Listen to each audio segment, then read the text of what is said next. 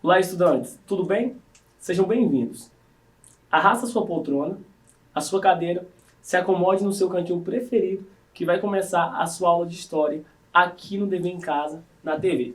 Eu sou o Gabriel Jesus, professor de História, e essa aula é para o 7º ano do Ensino Fundamental. Que tal começar a aula registrando a sua presença?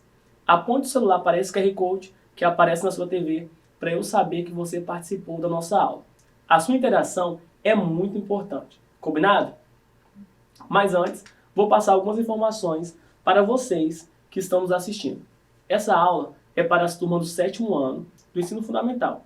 E hoje trabalharemos com a seguinte habilidade da BNCC: discutir o conceito de escravidão moderna e suas distinções em relação ao escravismo antigo e à servidão medieval. E tem como objetivo compreender as diferenças e as semelhanças do escravismo antigo e o contemporâneo ao longo da história. Do escravizado antigo ao escravizado contemporâneo é o tema da nossa aula. Você conhece a diferença entre escravidão na antiguidade, Idade Média e Idade Moderna? Na aula de hoje, vamos entender cada período histórico. Também vamos entender os diferentes tipos de trabalho análogo à escravidão nos dias atuais. E aí, ficou curioso? Tudo isso e muito mais na aula de hoje. Então fica ligado. Na antiguidade, o Código de Hammurabi, conjunto de leis escritas da civilização babilônica, apresentava itens discutindo a relação entre escravos e seus senhores. Não se restringindo aos babilônios, a escravidão também foi utilizada entre os egípcios, assírios, hebreus, gregos e romanos. Dessa forma, podemos perceber que se trata de um fenômeno histórico extenso e diverso. Em Atenas, boa parte dos escravos era proveniente de regiões da Ásia Menor e Trácia. Em geral, eram obtidos por meio de realização de guerras contra diversos povos de origem estrangeira. Os traficantes realizavam a compra dos inimigos capturados e logo tratavam de oferecê-los em algum lucrativo ponto comercial. Então, aqui podemos ver algumas tábuas com esse código de Hammurabi lá da Babilônia. Mesmo ocupando uma posição social desprivilegiada, os escravos tinham diferentes posições dentro da sociedade ateniense. Alguns escravos eram utilizados para formar as forças policiais da cidade, outros eram usualmente empregados em atividades artesanais e, por conta de suas habilidades técnicas, tinham uma posição social de destaque. Em certos casos, um escravo poderia ter uma fonte de renda própria e um dia poderia vir a comprar sua própria liberdade. Em geral, os escravos que trabalhavam nos campos e nas minas tinham condições de vida piores se comparada às dos escravos urbanos e domésticos. Então nós podemos ver aqui a agricultura lá em Atenas, escravos colhendo aqui oliveiras. De forma geral, o escravo não possuía nenhum tipo de liberdade, não possuíam direito, apenas deveres. Eram obrigados a realizar todos os trabalhos ordenados pelos proprietários ou pelo Estado. Estavam presos à condição de escravos, ou seja, não podiam deixar o trabalho para buscar melhores oportunidades. Os escravos domésticos tinham uma condição de vida um pouco melhor do que os outros tipos de escravo. Seu trabalho não era remunerado por dinheiro ou qualquer outro bem. O escravo recebia de seu proprietário apenas o alimento suficiente para sobreviver. Geralmente era de péssima qualidade ou restos, vestimentas básicas e um local para dormir. Os castigos físicos foram muitas vezes utilizados para punir atos de desobediência, erros ou tentativas de fuga de escravos. Então nós podemos ver nessa imagem aqui, na antiguidade, egípcios com prisioneiros, escravos aqui acorrentados. Uma interessante reflexão que o filósofo Aristóteles fez sobre a condição do escravo na Grécia Antiga, segundo seus dizeres, abre aspas: os instrumentos são de vários tipos. Alguns são vivos, outros inanimados. Assim, qualquer parte da propriedade pode ser considerada um instrumento destinado a tornar o homem capaz de viver. E sua propriedade é a reunião desse tipo de instrumentos, incluindo os escravos. E um escravo, sendo uma criatura viva, é uma ferramenta equivalente às outras. Ele é, em si, uma ferramenta para manejar ferramentas. Nesse primeiro trecho, é possível notar que o filósofo grego equipara o escravo a um instrumento, uma mercadoria necessária à sobrevivência do indivíduo. Por meio dessa noção, vemos que os escravos eram rebaixados à condição de objeto necessário à vida. Da mesma forma que hoje precisamos de um veículo ou de uma casa para viver, os gregos acreditavam que os escravos eram somente mais uma dessas coisas necessárias à existência. A transição da Antiguidade para a Idade Média foi guiada por vários acontecimentos.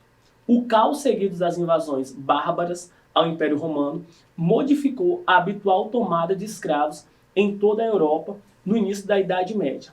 Leis germânicas previam a escravização dos criminosos, enquanto o Código Visigótico prescrevia escravidão para aqueles que não podiam pagar as multas para os crimes cometidos e como punição para certas pendências. Tais criminosos iriam tornar-se escravos de suas vítimas, muitas vezes perdendo sua propriedade. A servidão é caracterizada principalmente pela condição de dependência do servo em relação ao seu senhor. Vamos conhecer um pouco mais sobre a servidão? Ao falar sobre a situação do servo medieval, observamos uma pequena confusão com o significado dessa figura no mundo feudal. A servidão funcionou principalmente da seguinte forma: um proprietário rural deixava os camponeses cultivarem sua terra, porém os servos deviam pagar tributos ao senhor. Geralmente, o tributo era pago em espécie, uma certa quantidade do que os servos colheram. Dessa forma, os servos ficavam sempre devendo ao proprietário rural e, de certa forma, presos à terra. Embora não fosse escravidão, os senhores utilizavam o poder que tinham para forçar a permanência dos servos em sua terra. Garantiam assim a cobrança de elevados tributos. Então, o que nós podemos ver nessa ilustração de homens colhendo trigo com foices em uma página do calendário de agosto, ali datada do ano 1310. E aí você percebe que eles estão fortemente ligados à terra. Então, o que eles escolhiam, eles deviam pagar altos tributos ao senhor feudal, dono dessa terra. Quando as pessoas começam a aprender sobre a Idade Média, um dos primeiros conceitos que lhe foi dito foi que a sociedade medieval era dividida em 3 grupos: aqueles que rezam, como padres e monges, aqueles que lutam, a classe guerreira, e aqueles que trabalham, como fazendeiros. Nesse trecho, observamos que os servos medievais são considerados aqui como partes integrantes de um complexo organismo social. Mesmo sendo submetidos a uma dura rotina de trabalho, não podem ser simplesmente equiparados aos escravos por não serem vistos ou tratados como uma simples mercadoria. Com isso, fica claro a distinção existente sobre o lugar social ocupado por essas duas figuras que povoaram o mundo antigo e medieval. A principal diferença entre o servo e o escravo é justamente a questão da propriedade. Enquanto os escravos eram de seus senhores e podiam, portanto, ser trocados ou vendidos em transações comerciais, os servos não pertenciam a ninguém. A relação estabelecida nesse caso era de dependência e não de propriedade. O trabalho livre é o que mais se parece com o nosso modelo de trabalho atual. Nesse tipo de trabalho, o trabalhador não era preso a nenhuma pessoa ou obrigação com o Estado. Geralmente, eram pequenos comerciantes, artesãos, pequenos proprietários rurais e diferentes tipos de prestadores de serviço.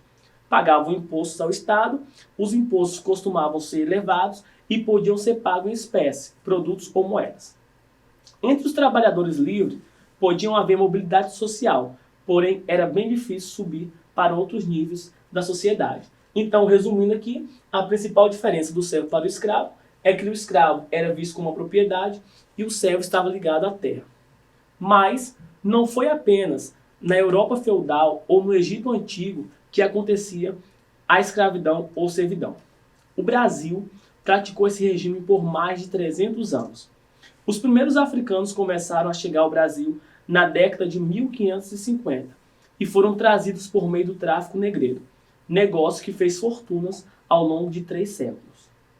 Ao longo dos 300 anos de existência do tráfico negreiro, cerca de 4,8 milhões de africanos foram trazidos para o Brasil. O que significa que o nosso país foi o que mais recebeu africanos para serem escravizados ao longo de 3 séculos em todo o continente americano. O trabalho dos escravos africanos, a princípio, foi utilizado para atender às demandas da produção do açúcar nos engenhos. A vida de um escravo era dura e era marcada pela violência dos senhores e das autoridades coloniais. A jornada diária de trabalho poderia se estender por mais de 20 horas por dia, e trabalho no engenho era mais pesado e perigoso que trabalhar nas plantações. Ao longo desses anos, diversos movimentos abolicionistas surgiram, isto é, movimentos em favor do fim da escravidão. Então, que nós podemos ver no interior de um navio negreiro com vários escravos sendo transportados. O trabalho análogo à escravidão é uma forma de escravidão contemporânea.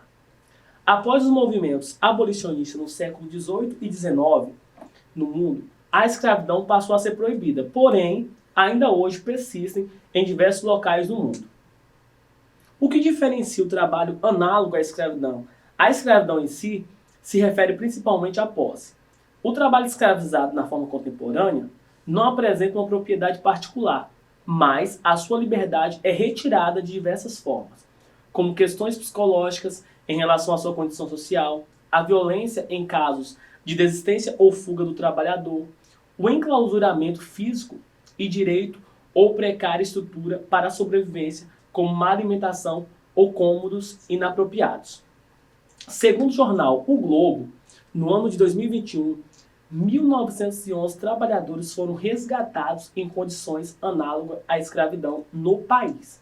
Segundo dados levantados pelo Radar do Trabalho Escravo da Subsecretaria de Inspeção do Trabalho, o saldo do ano passado é maior no período de 5 anos, inclusive mais que o dobro do registrado em 2020, com 936 notificações de resgate, segundo aponta o mesmo levantamento.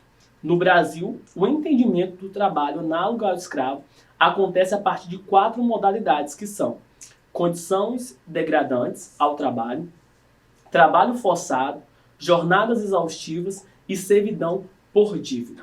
Existem outros nomes dados a esse tipo de trabalho. Trabalho análogo à escravidão e escravidão moderna são termos utilizados pelo Código Penal, que reconhece a prática como crime e pela legislação brasileira.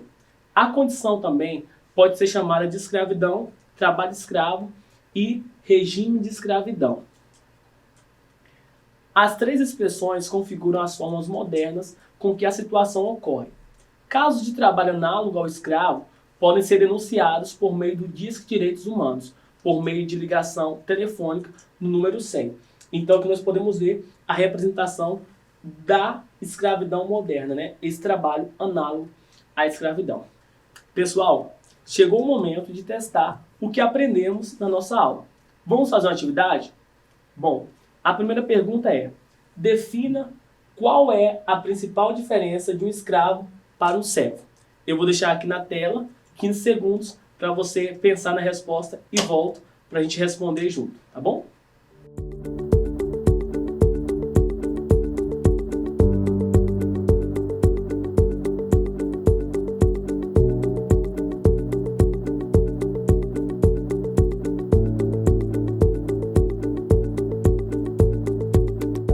Voltamos para a correção. Então, a principal diferença entre o servo e o escravo é justamente a questão da propriedade. Enquanto os escravos eram de seus senhores e podiam, portanto, ser trocados ou vendidos em transações comerciais, os servos não pertenciam a ninguém, estavam ali ligados à terra. Bem, estamos chegando ao fim de mais uma aula.